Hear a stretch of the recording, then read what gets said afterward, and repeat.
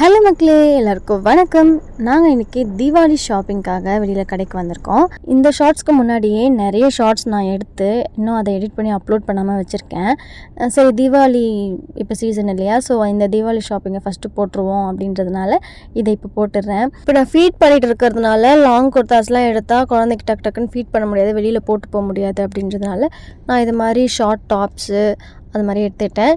Pant மட்டும் ஒன்று எடுத்துக்கிட்டு 3 டாப் போட்டு பார்த்தேன். அதில் ஒரே ஒரு டாப் தான் சூஸ் பண்ணியிருக்கேன். நான் எந்த டாப் சூஸ் பண்ணியிருப்பேன்னு நீங்கள் நினைக்கிறீங்க? அதை கமெண்ட்டில் சொல்லுங்கள். எனக்கு இந்த லாங் வீடியோவை எடிட் பண்ணி அப்லோட் பண்ணுறது கூட எனக்கு ரொம்ப கஷ்டமாக தெரியல, நார்மலாக பண்ணிடுறேன்.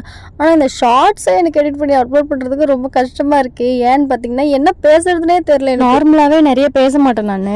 எதனா ஒரு விஷயத்தை பற்றி பேசணுன்னாலே அதை ஷார்ட் அண்ட் கிறிஸ்பாலாம் எனக்கு சொல்ல தெரியாது. அதை கரெக்டாக அதை எக்ஸ்பிளைன் பண்ணி சொல்கிற மாதிரி இருந்தால் நான் சொல்லுவேன்.